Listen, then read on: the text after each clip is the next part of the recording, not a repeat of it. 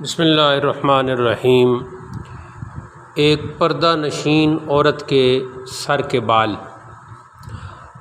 ہارون الرشید کے زمانہ میں رومیوں نے حملہ کیا اور مسلمان عورتوں کو قید کر لیا۔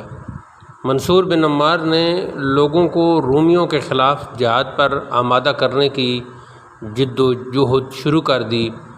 ایک روز وہ ایک بہت بڑے مجمع میں تقریر کر رہے تھے کہ انہیں ایک شخص نے ایک لفافہ لا کر دیا۔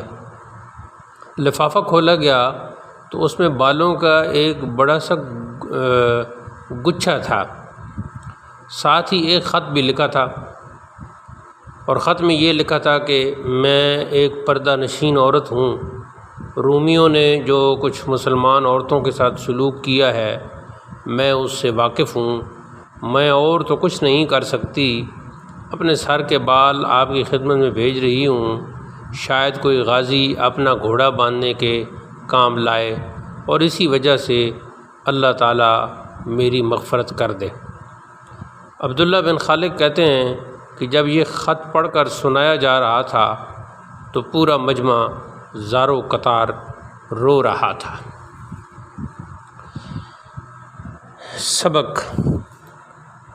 اس کہانی سے ہمیں یہ سبق ملتا ہے کہ کافر ہمیشہ سے مسلمانوں کے دشمن چلے آ رہے ہیں، اس لیے ان کی شرارتوں کے سد باب کے لیے مسلمانوں کو ہر وقت تیار رہنا چاہیے، اور جہاد کے وقت مرد اور عورتوں سب کو اپنے اپنے منصب پر قائم رہ کر اس میں حصہ لینا چاہیے۔ یہ تو تھی بات پردہ نشین عورت کی، لیکن آج کل کی ماڈرن عورت اپنے سر کے بال کٹا کر مغربی تہذیب کی نظر کر دیتی ہیں۔ شاید کوئی صاحب بہادر ان بالوں سے اپنے بوٹوں کے تسمے بنانے کے کام لائے اور اس کی اسی وجہ سے یورپ سے مشارکت ہو۔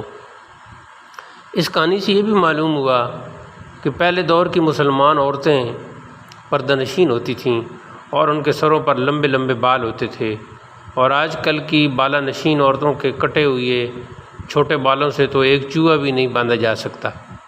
ہاں، ان بالوں کو سیلون والے گندی نالیوں میں بہا دیتے ہیں، ان کے بیٹھنے کے لیے تو مقام بالا اور ان کے بالوں کے بہنے کے لیے گندا نالا۔ ہیں مسلمہ عورتیں پردہ نشیں، غیر ان کو دیکھ لے ممکن نہیں، لیکن آج کل ہیں زمانے کی عجب نئے رنگیاں، تھیں جو مستورات اب ہیں ننگیاں۔